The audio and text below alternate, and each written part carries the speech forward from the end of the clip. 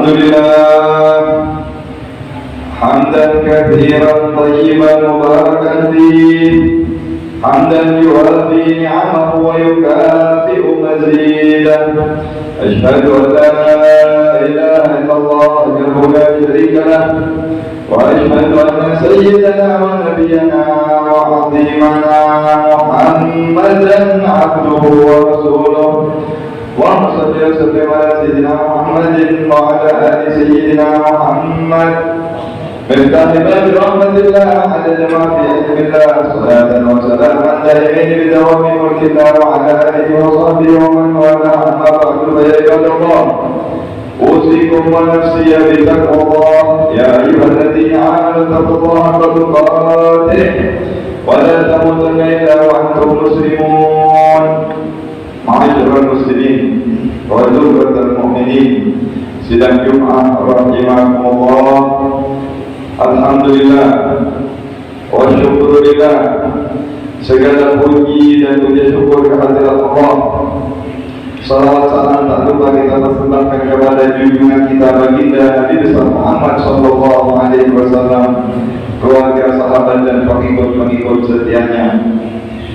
Ma'asyiral muslimin, saat ini kita berada di hari-hari yang istimewa, di hari-hari yang mulia di sisi Allah Subhanahu wa Ta'ala.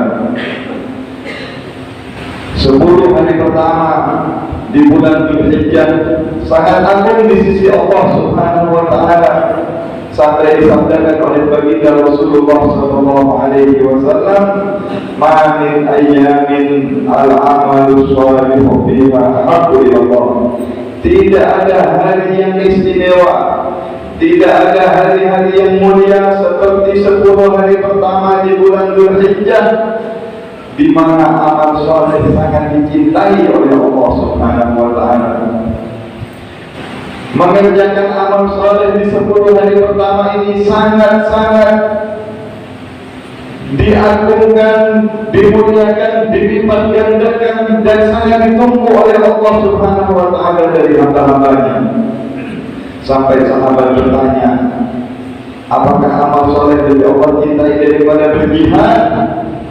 Iya, kata Rasulullah, lebih Allah cintai daripada seseorang yang berjihad, kecuali seseorang yang berjihad dengan jiwa raganya dan dengan semua hartanya, lalu dia tidak kembali, artinya meninggal dan semua hartanya habis dibuat jihad di jalan Allah. Mungkin orang yang seperti ini lebih besar pahalanya. Tetapi selain orang yang seperti ini, amal solehnya lebih dicintai oleh Allah. Apa amal soleh yang perlu kita perbuat, yang perlu kita lakukan di 10 hari pertama ini? Ma'asyiral muslimin, sangat banyak. Perbanyak baca Al-Quran, perbanyak sholat jamaah, perbanyak zikir, perbanyak sedekah, perbanyak berbuat kebaikan, berbakti kepada orang, silaturahim, menolong orang yang kita mampu tolong, bersedekah, sedekah jariah, dan amal-amal soleh yang lainnya. Terutama perbanyak puasa, khususnya besok dan besok lusa, tanggal 8 dan tanggal 9 dinamakan Yaumul Tarwiyah dan Yaumul Arafah. Sangat dianjurkan kita untuk berpuasa. Pahalanya seperti setahun di besok tanggal 8. Di hari Arafah pahalanya seperti berpuasa 10 hari, 10.000 hari dalam sebuah keterangan. Ibarat berpuasa selama 30 tahun kurang lebih. Dan hari Arafah, puasa di hari Ahad yang akan datang, bisa menghapuskan dosa-dosa kita setahun yang telah lalu dan setahun yang akan datang. Artinya akan diberi taufik, hidayah dan dijaga oleh Allah Subhanahu wa Ta'ala. Ma'asyiral muslimin, saudara-saudara kita saat ini, kaum muslimin khususnya yang berada di tanah suci Mekah, akan segera melakukan manasik haji. Semoga mereka semuanya diberikan kelancaran, keselamatan, dan diberikan haji mabrur wasahyan masyhur. Kita yang belum ditakdir oleh Allah, semoga kelak akan dipanggil oleh Allah Subhanahu wa taala menjadi tamu-tamunya Allah Subhanahu wa taala. Amin Allahumma amin. Kalau kita lihat manasik haji, ibadah-ibadah haji masyarakat muslim sangat erat hubungannya dengan napaktilas sejarahnya Nabi Ibrahim alaihi salam beserta keluarganya. 86 tahun Nabi Ibrahim berdoa kepada Allah, minta untuk diberikan anak. Setiap hari berdoa, Rabbi habli minas shalihin, ya Allah karuniakan aku anak keturunan yang saleh. Setelah bersabar di usianya yang ke-86 tahun, Allah kabulkan doanya. Allah berikan kepadanya seorang putra yang sangat tampan, putra yang sangat lucu, yang diberikan nama Ismail. Baru lahir, Nabi Ibrahim diperintahkan untuk hijrah bersama istrinya dan anak bayinya meninggalkan kampung halamannya. Kampung halamannya di Kanaan, yang sekarang ini tempatnya di negara Palestina. Semoga Allah segera memberikan kemenangan kepada saudara-saudara kita di Palestina. Hijrah Nabi Ibrahim dari Kanaan melewati padang pasir, berminggu-minggu dan berbulan-bulan, sampailah ke tempat yang saat ini persisnya menjadi Masjidil Haram di Mekah. Saat itu masih gunung batu, saat itu belum ada manusia di sekitarnya. Di daerah Ka'bah di sana, Nabi Ibrahim diperintahkan untuk berhenti dan diperintahkan untuk meninggalkan istri dan anaknya di padang pasir tersebut. Diperintahkan Nabi Ibrahim untuk kembali lagi ke kampung halamannya, istri dan anaknya ditinggal di tempat itu. Sang istri yang salehah, Siti Hajar, mengatakan kepada suaminya, wahai suamiku Ibrahim, kemana kau akan pergi? Nabi Ibrahim tidak sanggup menjawabnya. Setelah berkali-kali ditanya, akhirnya Siti Hajar mengatakan, apakah ini perintah Allah? Allah menyuruhmu untuk meninggalkan istrimu dan anak bayimu ini di tempat yang gersang, di tempat yang penuh bebatuan, tidak ada makanan, tidak ada manusia di sini. Nabi Ibrahim menggelengkan kepala, memberi isyarat dia, Allah yang memerintahkan aku untuk meninggalkan kalian. Ketika mendengar kalau itu perintah Allah, Siti Hajar, wanita yang salehah, wanita yang tawakal kepada Allah dan penuh takwa kepada Allah, kalau memang perintah Allah, tinggalkanlah wahai suamiku. Allah tidak akan mungkin menyia-nyiakan dan menelantarkan kami di sini. Pergi Nabi Ibrahim ditinggal istri dan anak bayinya Ismail. Setelah beberapa hari habislah bekal makanan mereka, mulailah kehausan dan kelaparan. Akhirnya Siti Hajar berusaha mencari air, naik ke Bukit Sofa. Dari Bukit Sofa lalu dia berlari naik ke Bukit Marwah, kembali lagi naik dia ke Bukit Sofa. Seperti terlihat air, ternyata tidak ada, kering gersang kerontang. Kembali lagi ke Bukit Marwah, sampai bolak-balik 7 kali. Setelah 7 kali dia kembali lagi untuk melihat anaknya. Peristiwa pengorbanan, kesabaran, ketabahan Siti Hajar, wanita yang salehah, ibu yang salehah, diabadikan oleh Allah Subhanahu wa taala, bahkan dijadikan ibadah sepanjang masa. Inna Safa wal Marwata min sya'airillah, faman hajjal baita aw i'tamara fala junaha alaihi an yatawafa bihima. Nampak tilasnya Siti Hajar yang berlari mencari air demi menyambut hidupnya, demi anaknya yang sedang menangis, diabadikan oleh Allah Subhanahu wa taala dan dijadikan ibadah sepanjang zaman sampai kita saat ini dan sampai akhir masa. Begitulah ketabahan wanita yang salehah, begitulah keikhlasan serta ketawakalan seorang ibu yang sangat ikhlas dan salehah, diabadikan oleh Allah Subhanahu wa Kembali Siti Hajar melihat bayinya yang sedang menangis. Nabi Ibrahim yang menghentakkan kakinya yang kehausan. Tiba-tiba ketika Siti Hajar kembali, datanglah pertolongan dari Allah.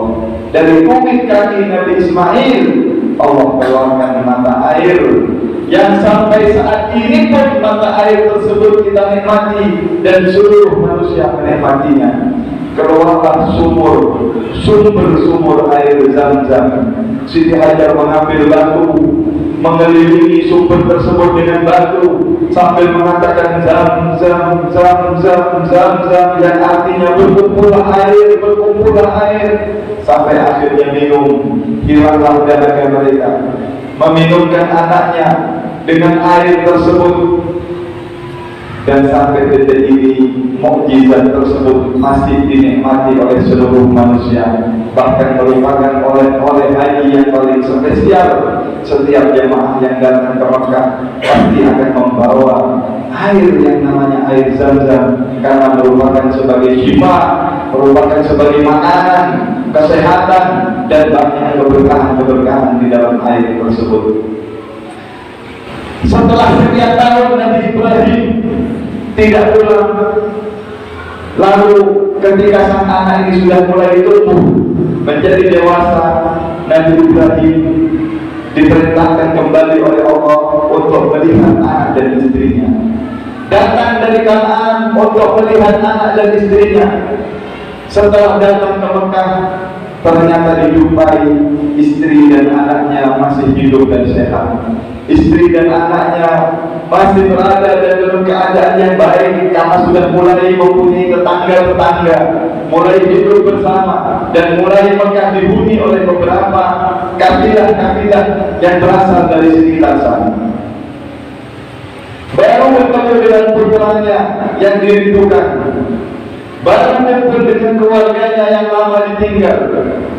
Datang kembali perintah dari Allah Subhanahu wa Ta'ala, ujian dari Allah Subhanahu wa Ta'ala kepada Nabi Ibrahim. Inni ara fil manami anni adbahuk.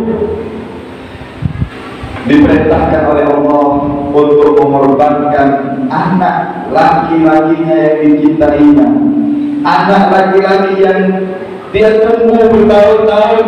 Datang perintah Allah untuk dikorbankan. Allah ingin melihat Nabi Ibrahim lebih cinta kepada Allah atau lebih cinta kepada anaknya. Tanpa ragu, Nabi Ibrahim setelah bermusyawarah dengan anaknya, membawa anaknya ke daerah namanya Jabal Qurban, gunung tempat di situ Nabi Ibrahim melakukan eksekusi akan mengorbankan putra kesayangannya. Di tengah jalan dihadang oleh iblis, dihadang oleh setan, dirayu dan dibujuk, jangan Ibrahim, jangan kau potong, jangan kau sembelih anakmu, jangan kau korbankan anakmu. Nabi Ibrahim tahu ini iblis yang sedang mengganggu, iblis yang sedang berpura-pura untuk menghalang-halanginya melaksanakan perintah Allah. Maka diambil batu oleh Nabi Ibrahim, dilempar kepada iblis tersebut selama 7 kali. Kemudian iblis itu menghilang. Sekejap kemudian datang lagi mengganggu, jangan Ibrahim, jangan kau potong anakmu, apa kata manusia nanti. Kembali Nabi Ibrahim mengambil batu dan melemparkan iblis tersebut. 3 kali di 3 tempat Nabi Ibrahim didatangi oleh iblis. Peristiwa ini pun diabadikan oleh Allah sebagai lempar jumrah, sebagai lambang bahwasanya kita tidak akan tergoda dengan bujukan dan rayuan setan, bahwasanya kita lebih taat kepada perintah Allah Subhanahu wa Ta'ala. Terus Nabi Ibrahim berangkat sampai di Jabal Qurban, disembelihlah anak kesayangan tersebut. Singkat ceritanya, Allah ganti anak tersebut dengan seekor domba dari surga. Ternyata yang terpotong bukan leher anaknya, tetapi leher seekor domba. Masyaallah muslimin. Kemudian setelah itu Nabi Ibrahim diperintahkan untuk bangun Ka'bah. Nabi Ibrahim dan Nabi Ismail membangun Ka'bah yang merupakan tempat yang paling diminati, yang paling dituju, dan paling digandrungi serta disenangi oleh manusia di seluruh dunia. Tidak ada tempat paling ramai, paling sibuk seperti Ka'bah. Orang tawaf 24 jam tidak pernah terputus. Ka'bah dari seluruh penjuru dunia orang datang berbondong-bondong rindu untuk sampai ke tempat tersebut. Ma'asyiral muslimin, setiap orang di antara kita sama seperti Nabi Ibrahim. Setiap orang di antara kita punya Ismail. Ismail saya dan jenengan semuanya adalah harta kita. Ismail kita adalah jabatan kita. Ismail kita adalah nafsu kita, egois kita, dan apapun yang kita merasa memiliki di dunia ini, itulah adalah Ismail kita. Nabi Ibrahim sukses diuji oleh Allah untuk mengorbankan putranya Ismail. Kita pun di dunia ini akan diuji oleh Allah. Siapkah kita mengorbankan harta kita, mengorbankan kedudukan kita, mengorbankan apa yang kita merasa miliki? Karena sesungguhnya tidak ada manusia yang keluar dari dunia ini membawa hartanya. Kita sudah sering mengubur saudara-saudara kita. Tidak ada orang masuk kuburan membawa harta. Tidak ada orang masuk ke kuburan membawa apa saja yang dia merasa miliki. Karena itu pandai-pandailah, cerdas-cerdaslah, banyak-banyaklah beramal soleh, banyak-banyak membawa bekal sebelum datang hari tersebut. Sebelum kita dimasukkan ke dalam liang kubur yang hanya 1 kali 2 meter, lantainya tanah, temboknya tanah, atapnya tanah, tidak ada seorang pun keluarga yang menemani kita. Pandai-pandailah mencari bekal, ma'asyiral muslimin, terutama di hari-hari yang mulia ini, Lebaran serta Ayyamut Tasyrik, 3 hari setelah Lebaran. Amal yang paling dicintai oleh Allah, ibadah yang paling tinggi dan mahal nilainya di sisi Allah adalah mengalirkan darah hewan kurban. Kembali nama jelasnya Nabi Ibrahim yang mengorbankan putranya Nabi Ismail. Kita tidak diminta oleh Allah mengorbankan putra kita, tetapi diminta untuk mengeluarkan hewan kurban, 1 ekor kambing atau sapi untuk 7 orang, patungan 7 orang bisa 1 ekor sapi. Ini yang diminta oleh Allah. Tapi banyak kaum muslimin yang masih pelit, banyak kaum muslimin yang masih berat untuk mengorbankan hartanya. Kadang-kadang beli handphone 5 juta, 10 juta dia sanggup. Beli peralatan perabotan rumah tangga yang sampai puluhan juta dia sanggup. Ketika sampai di hari raya kurban, hanya untuk beli kambing yang mungkin harganya 2 juta, 3 juta, patungan 1 ekor sapi untuk 7 orang, banyak yang tidak sanggup, banyak yang tidak mampu, banyak yang pelit kepada dan merasa takut hartanya berkurang. Barang siapa diberikan oleh Allah keluasan rezekinya lalu dia tidak berkorban, maka kata Rasulullah, janganlah dia mendekat kepada masjid-masjid dan mushola kami. Entah apa artinya ini. Apakah dia dihitung sebagai bukan orang muslim? Intinya orang yang pelit tidak mau berkorban, tidak mau mengeluarkan hartanya untuk Allah, mencari ridhonya Allah Subhanahu wa ta'ala, maka ditakutkan dia jauh daripada orang-orang yang beriman, jauh daripada orang-orang yang saleh, yang bertakwa kepada Allah. Semoga Allah Subhanahu wa ta'ala beri kita taufik, semoga Allah Subhanahu wa ta'ala beri kita hidayah, semoga mengalir kesalehan Nabi Ibrahim dan keluarganya, Siti Sarah, Nabi Ismail, keikhlasannya, kepatuhannya kepada perintah Allah, semoga mengalir kepada kita semuanya. Semoga kita menjadi hamba-hambanya Allah yang bertakwa, al-muttaqin, al-faizin, yang beruntung, dan semoga setelah panjang umur Allah karuniakan kita husnul khatimah. Amin, Allahumma amin. Semoga Allah berikan kelancaran kepada kaum muslimin di dalam melakukan manasik haji. Semoga Allah terima seluruh amal ibadah kita.